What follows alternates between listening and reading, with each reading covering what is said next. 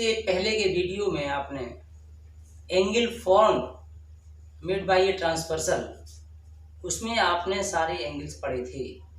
Corresponding angle, alternate interior angles, को interior angles, ये सब की डेफिनेशंस आप पढ़ चुके थे और उनके बारे में आप नॉलेज भी प्राप्त कर चुके थे।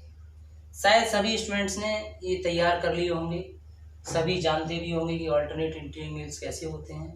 जो नहीं जानते हैं वो कृपया फिर से दोबारा उनको सीखें, तभी आप न्यूमेरिकल आसानी से सॉल्व कर पाएंगे। चैप्टर 6 में ऐसा नहीं है कि जो मैं प्रोसेस बता रहा हूँ उसी प्रोसेस से ही हल करें, कई एक इसमें रूल्स भी लग सकते हैं। तो इसके लिए क्या करेंगे, जैसे हम क्वेश्चंस को पढ़ रहे हैं 6.2 एक्सरसाइज का question number 1, in figure x and y और so that A B parallel C D.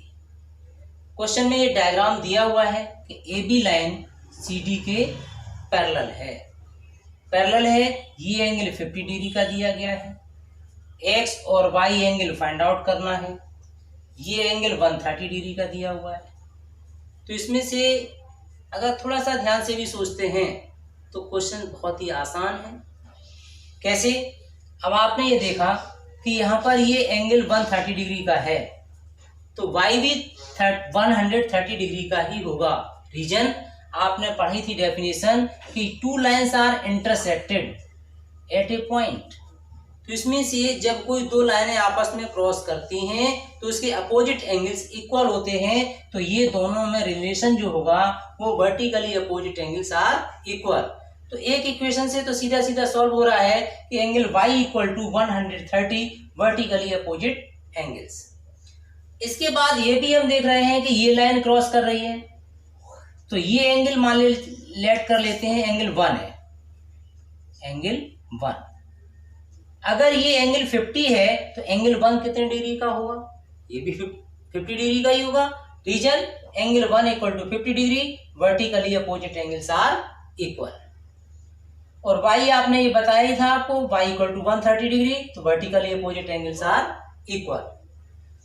अब इसके बाद हम प्रूव करना चाहते हैं कि x की वैल्यू और y की वैल्यू क्या होनी चाहिए। तो y की वैल्यू तो हमने फाइंड आउट कर लिए, x की वैल्यू फाइंड आउट करने के लिए देखिए एक तो तरीका ये है, जो एंगल 1 मैंने 50 निकाल दिया है equal to 50 degree, reason vertically opposite angles are equal. अब इसमें ये स्ट्रेट लाइन है, ये भी स्ट्रेट लाइन है, तो angle x plus 50 equal to 180 degree from a linear pairs of angles. अब ऐसे मैंने सॉल्व किया, x plus 50 equal to 180 degree, linear pairs LP means यहाँ पर लिख दिया linear pairs of angles. x equal to 180 और 50 लेफ्ट हैंड साइड से जब राइट हैंड साइड में जाएंगे तो 50 माइनस हो जाएगा, x इक्वल टू 130 डिग्री। जब x आपका 130 डिग्री आ गया तो x की वैल्यू आपकी ये फाइंड आउट हो गई, y की वैल्यू ये हमने फाइंड आउट कर ली थी 130 डिग्री। तो आपस में दोनों वैल्यू आपकी इक्वल है। जब इक्वल है तो alternate interior angles are equal, therefore AB parallel CD। तो इसमें ये प्रूव करना था, जब ये कंडीशन आपकी यहाँ पर वेरीफाई हो गई है कि alternate interior angles are equal, तो इसलिए देयरफॉर AB पैरेलल CD। अब इसी क्वेश्चन को हम कैसे भी सॉल्व कर सकते थे। मान लीजिए अदर स्टूडेंट क्या करता है, नहीं इसको वर्टिकली से सॉल्व करता है, वो क्या चाहता है कि भाई ठीक है ये भी तो स्ट्रेट लाइन जा रही है, तो आप ऐसे भी सॉल्व कर सकते हो कि 50 plus x equal to 180, x equal to 180 minus 50 equal to 130 degree, x की वैल्यू निकाल सकते हैं। एक स्टूडेंट चाहता है कि भाई ऐसे भी कर लें, तो कोई सी भी प्रोसेस अपना सकते हैं। क्वेश्चन 2, अब हम आगे फिगर में देखते हैं क्या क्या मुझे गिवन में दिया गया है कि AB parallel CD parallel EF and PQ is a transversal. इसमें एंगल X है शो किया गया है और ये एंगल Y है और ये एंगल Z है।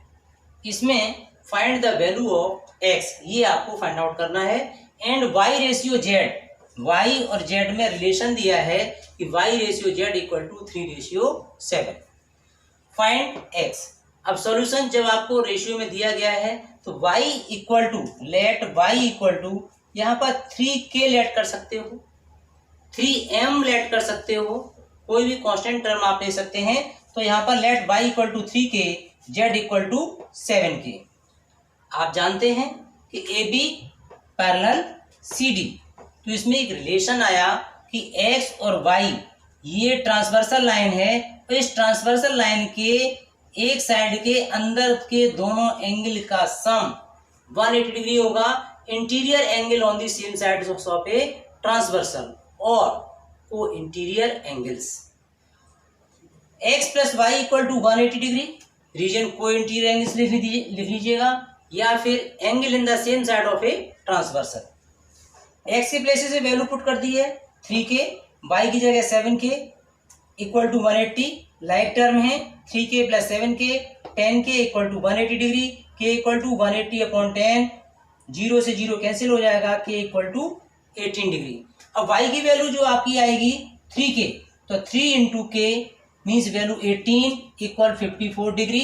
Similarly z equal to 7k equal 7 into 18 equal 126 degree.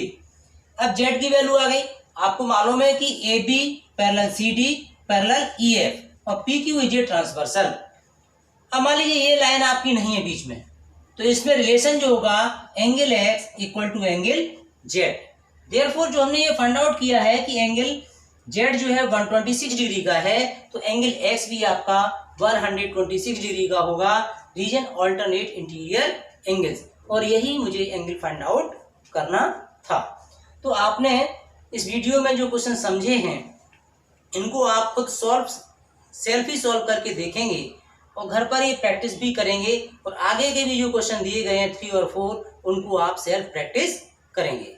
Thank you so much. Video को लाइक करें, सब्सक्राइब करें।